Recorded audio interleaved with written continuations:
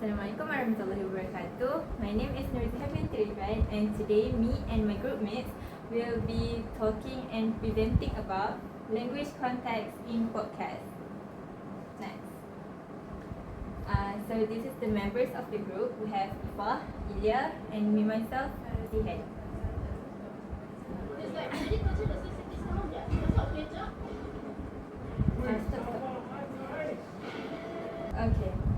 So this is the short clip video we take from a TikTok channel called The Takeaway Table from the segment Sip and Spill, episode 46. And in this podcast, we have two hosts in the video, which is Mingyue and Grape. And the clip duration is 5 minutes 44 seconds long.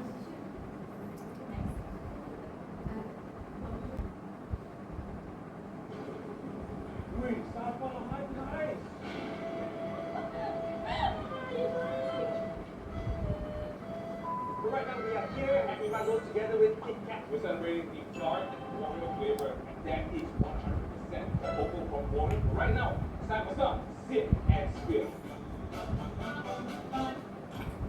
Tell me what happened. So 8 years ago, me and my sister and my mom, three of us we went to Mount.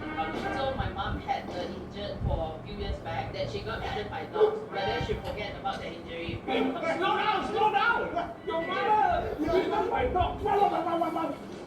The checkpoint, the starting point is called Tipohon Gate. Me and my sister were faster, so we just went up.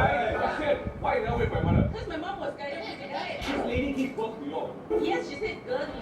Okay, say So that. I waited for my mom to reach the house there. What time She reached about like 8. Hey, auntie! 1 ankle plus 1 hour. Yeah. 2 ankle? 2 hours. While she was almost to the hut house, she felt something touching her ankle. Oh, it's the ghost dog. There's no way there's any dog up there because it's very, very high up. She also saw like there's a house with lights lit on like something like this. What then? There's nothing watching it. And then she also like heard someone scream at her. It's a man. Something like that. Yeah, something like that. The cat got here. The guy got here. Wow, hey. Something in the house, the one the guy didn't see. And she just don't care, she just keep walking. The guy just like pulled her through, just tell her to continue. So my mom was like holding the torch to like look for is this a red Hey, you bird? want to break? I just want to remind you, auntie, your ankles are. So my mom was like,刚才我看到东西. Then I said, you see what thing? She said, I saw a heart got like then got something wrapped in it. Your mom speak like this to you. Yes. Before you climb. Yeah, before I climb. Then I start like having image lah. Then climb lah. Then it's cold and because it's dark. Yeah. And then they just no, I continue. Oh, I wait. continue. So until now, you still don't know. Someone different. You will see the dog when you go inside. Any last words about to people who want to climb Mount K? Just reach before Sundown. sundown. Yes. Since you all like the duck so much, we have just the right game for you. But this duck won't scare you. Won't break your ankle. But I can promise you, when you eat it, it's so good, you will shout like a man. Yeah. Ooh. This guy slid into my DM. It was last year. Oh, let's give him a name. His name is Adam. Okay, Adam. He said, "Oh, we should meet up." So he picked me up. Straight away. Kiki, huh? As he was driving, I'm scared. What you do? What you do? he said, "Hey, on my head." Like this? Like this? All I did. Hey, like this is love. You didn't say anything. I didn't say anything. I was like, You're like, whoa, wow, that's right. okay. And then after that, towards the end of our like little hangout, he suddenly kissed my chin and sprayed perfume on me. Hey, whoa, hey, Sabah. Hey, Sabah. Slow down. Sabah, man, is different. So like, what back to your territory? He's like dog. A few days later, he texted me again. He said, "I'm like sick. I'm sorry if I'm not that active. I have like another account, right? I just like randomly just checked his profile, and then I was like, why you don't post nothing? Why I cannot see in my main account?" I tried to his profile. I saw he was like posting pictures of a girl when he said he was sick. And then they even did a TikTok visit couple, you know, like. So I screen record everything his Insta story. Sent to my friends. And I was like, is it just me like ability? And then they can see it. Basically found the girl's TikTok account and Instagram. I texted the girl. I said, you know this guy, like am I interrupting something? Because He hold my hand. yeah, and then he kissed my hand. And then he sprayed perfume on my hand. So wow, oh my gosh. Me and the girl actually meet up. We found that he did the exact same pattern to me and her. I said, why don't we take a picture and like Like, yeah. I sent him the picture. Anak, you're crazy. And then he said, good luck, kau kita sudah berjumpa. This guy is nothing. Yeah. It's so great. He's like, jadi kau je rasa sikit saham dia. Aku rasa okay je. Wait, sabahan guys.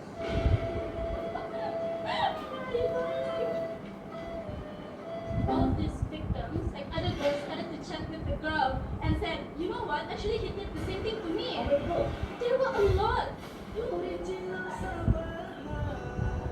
What? Got more girls. Got more girls. So got more girls. How is he able to pull all these girls, man? When you're not even handsome. Okay, scale of 1 to 10. Like 10. He said, oh, why you let him hold your hand? Why you let him kiss your head? Why you let him stare on you? For real. Oh, hey. Thank you, sir. I'm learning new things about Sabah, man. Every sentence, bro. And some of these girls are like underage, and they said this guy actually like asked me if you want to check in, and this macam.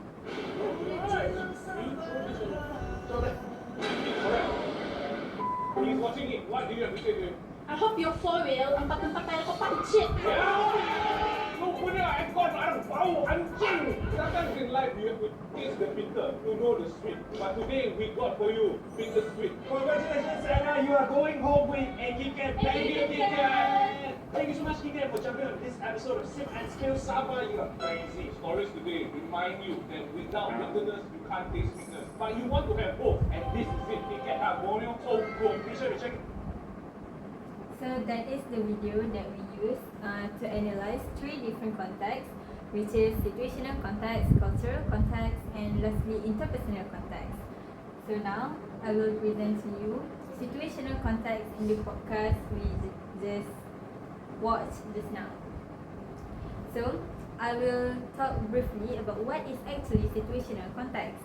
So situational context means the background circumstance that influence how language in use is produced and understood in specific situation. So we are going to analyze the background of the video.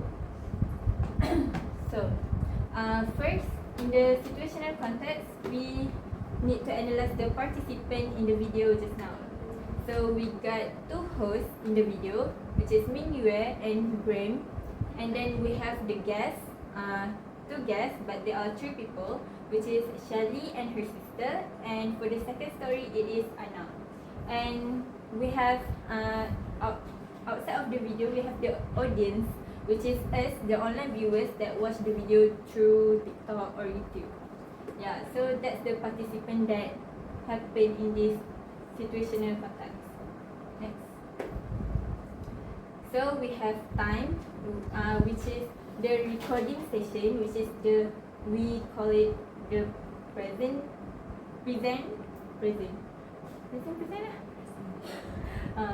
day, on the day of the recording.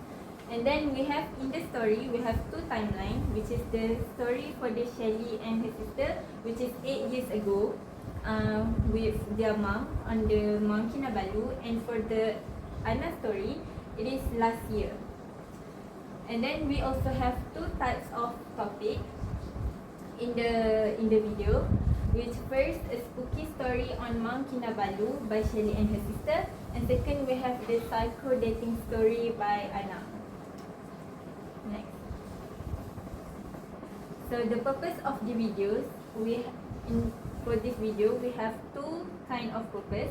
One for the entertainment, which the video is made for entertainment for the audience on TikTok, and the promotion. If you see in the video, they are sponsored by KitKat. So the purpose of the video is to promote the KitKat in the video. And the setting of the video, which is indoor inside the Imago KK Times Square, which is a mall, and the setup is very casual, where it builds informal atmosphere around the host and the guest. So I think that's all from me from situational context. That's all. We will move to the next person. Okay, so my name is Nurul bint Alha. I'll be focused on the counter context. we focus on the cultural context that shape Malaysian language, especially through the lens of Malaysia language. Okay, so without further ado, let's start with the first one. So first, the guide got here or not. So as we watched earlier, this is a phrase that said by by the guest. By the host, yeah. So as we Malaysians, we will immediately understand what the speaker mean. It is actually, did the guy hear it? Even though it's not grammatically correct in standard English. However, a native English speaker might misinterpret it as, did the guide come or was the guide here? This reflects how Malaysian adapt English into their own cultural linguistic style, commonly known as Manglish, which is Malaysian English. And the phrase got or not is a direct quote or loan translation from the Malay phrase ada atau tidak, which mean is there or not. So the word got is not being used as a past tense verb but as an auxiliary verb mirroring the structure of Malay. So a native speaker will likely find this confusing or simply incorrect because got is not typically used it as an auxiliary verb. But in Malaysia, the ubiquity of this structure means everyone understands it instantly, and it actually helps create a strong sense of shared belonging and community. It acts as a verbal handshake. So why does this matter actually? Because language in this context is not just a communication tool, but a powerful expression of identity. Phrase like got or not highlight how Malaysian localized English to fit in their specific cultural context, turning a global language into something unique and undeniably Malaysian. Okay, so next, let's move to the second one, which is KK, fast. So what it means, the abbreviation KK for Kota Kinabalu reflects a strong sense of local and regional identity. So Malaysians frequently use abbreviations like KL for Kuala Lumpur and PD for Port Dickson.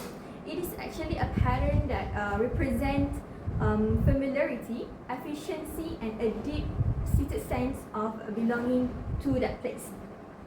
So the element here is the use of the discourse particle which in the KKR. So this particle adds a friendly, often expressive tone of slight surprise, realization, or affirmation. It is not required grammatically, but it serves as a powerful cultural marker of Malaysian speech, particularly in the region, often derived from the Chinese cultural dialects. So it signals that speakers' comfort, excitement, or realization. So someone that are unfamiliar with Malaysian English might misunderstood KK as okay, which will completely change the meaning of the phrase. So the could also be mistaken for a filler word. For locals, however, the meaning is instantly clear. So the next phrase is jadi kau jealous lah saya kiss tangan dia. Saya rasa okay jap. So this which literal meaning is, so you're jealous I kiss her hand, I feel it's okay. So this line is perfect example of a code switching. It begins with Malay, which is jadi kau jealous lah, jadi kau, and integrates to a distinct Malaysian Sabahan Malaysian. Ko, you, and jap only shows regional linguistic identity. So, however, the action mentioned kissing someone's hand outside of family or formal respect setting challenge a typical Malaysian social norm where modesty is highly valued. Okay, so in mainstream Malaysia society, public physical affection between unrelated men and women are generally viewed as immodest or overly intimate. So the speaker defensive statement, saya rasa okay je, which means I feel it's fine, reflects a fascinating tension and shift between traditional values and modern attitude. So particularly among younger generations who are more relaxed about such gesture. So comparison, can you zoom in? So in comparison, other culture like European, kissing hand can be seen as public or romantic gesture, perfectly acceptable in the public. But in Malaysia, the same act might be viewed as too intimate, disrespectful, depending entirely on the context and the relationship. Because if you kiss your grandmother or someone in the family, it's fine, it is totally fine and it's normal and shows signs of respect. So the next one,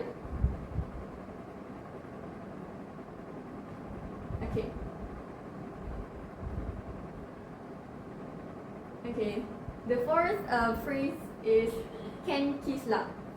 So "can kiss lah" means this line said by the interviewers sarcastically after learning that the man is in question, the Sabahan man, who isn't conventionally handsome, owns a 4-wheel drive. The phrase doesn't literally mean it's okay to kiss him. Instead, it's a brilliant, like a piece of sarcasm mocking the idea that being rich makes someone instantly more attractive or excusable despite their looks. Okay, so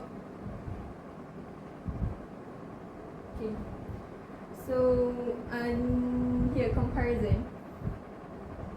Okay, so in Western context, sharp sarcasm about relationship might often target superficial things like beauty or charisma. In Malaysia, the social critic frequently and very pointedly zeroes in on class and wealth. So critically, the law at the end soften the tone, a typical Malaysian feature that transforms a harsh critic into a playful tease, showing humor with holistically. Next, sorry. Okay, so the last one is I hope you 4 wheels, 4 tayar kau pancit. So it means I hope you 4 wheels, 4 of your wheels will burst. Okay, so this is a humorous type of typically Malaysian style curse, meaning I hope all 4 of your tires get punctured. So crucially, it is not meant to be deeply offensive or a literal wish of harm. Instead, it's a playful, exaggerated way to express anger, annoyance, or a playful jealousy. Okay, so instead of us saying directly, I hope you die or something like that, or the curse target material possessions, so we like car are status symbol in Malaysia, so wishing harm to the car is both funny and effective.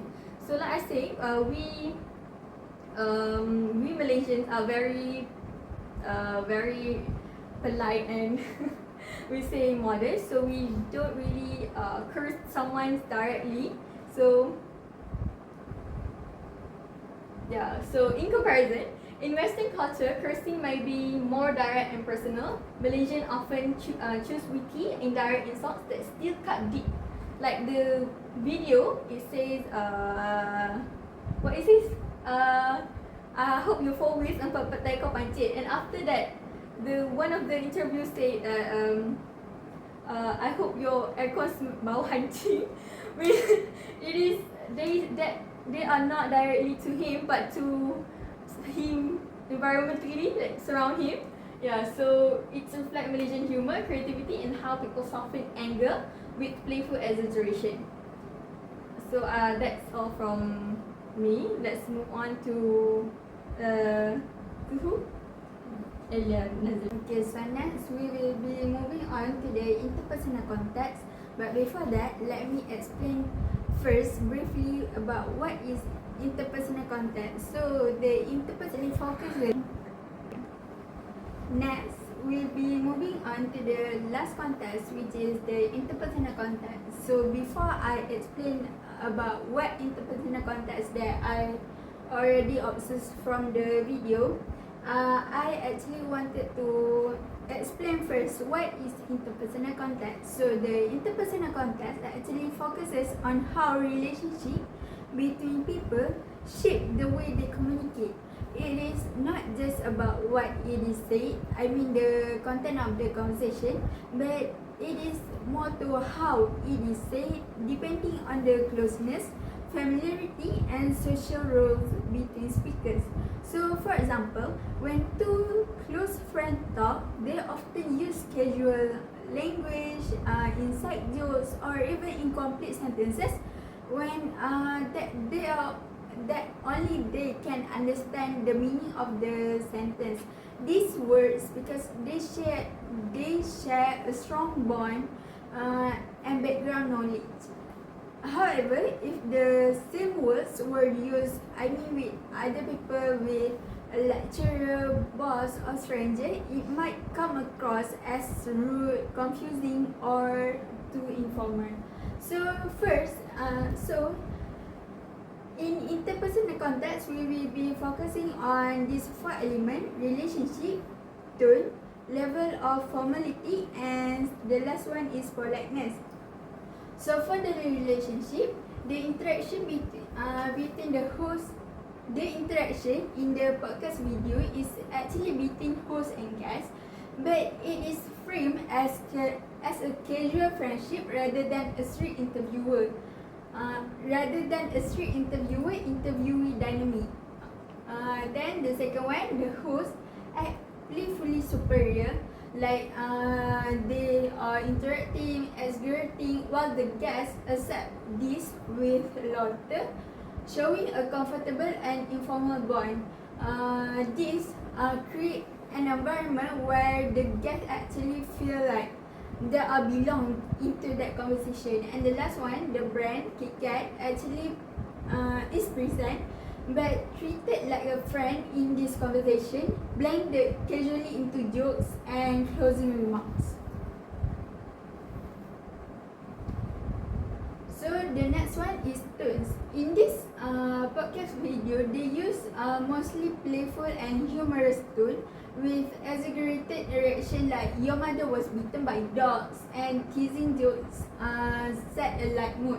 Then they also use dramatic and energetic, which sudden shift into suspense. Like in the first story, they mentioned about the ghost dog, about the strange house, and they more seriousness to keep the audience engaged in the conversation. And the last one would be supportive. In this video, despite teasing, the host allow the guests to finish the stories and then affirm them with laughter or follow-up question to keep the conversation flowing. The next one is level formality. So this conversation in this podcast video is highly informal. The use of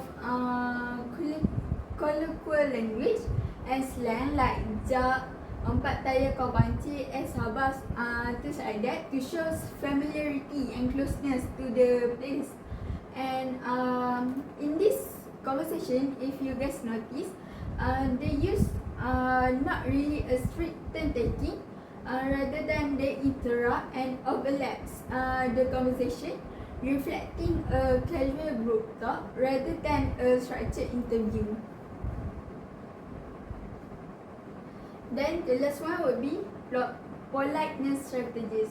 So in these strategies, there are 4 elements, and the first one would be positive politeness. in this podcast, the jokes and teasing actually strengthen the group solidarity, and code switching into local slang actually builds in group identity with both guests and the audience. And the second one would be ball on record, which is direct. The host actually asks blunt and funny question like, why you never wait for your mother, or why you let him kiss your hand. It is direct and not something that they plan before the video. And also these direct challenges that are softened with laughter, so that are not really face threatening the guest as the host of the podcast. And the third one would be off record, like humor as indirect criticism. They're making fun of the man, like making fun of the man in the second story. They said he's actually to criticize him indirectly while entertaining the audience to keep watching the video. And the last one is face saving. Even after embarrassing details that are shared by the guests, as the host, they turn that into a shared laughter, protecting the guest's face so that they are not going to be too embarrassed while sharing the story. So this is actually the importance of interpersonal context in communication. So the first one, it builds stronger and more meaningful connections, as interpersonal context help us to understand the feelings, values and perspective of others, while strengthen trust and relationship last longer. So the second one, it create mutual understanding, as we can avoid misinterpretation and conflict. For example, when we actually know someone is joking or being serious, prevent all the unnecessary tension in the conversation. And the third one would be enhances collaboration and teamwork. So interpersonal awareness allow members to coordinate smoothly, respect each other's role, and the last one would be achieve shared goals more effectively. And the last one, it boosts our confidence and comfort in expression. So when people feel understood and respected, they are more open to share ideas and emotion, leading to better communication overall.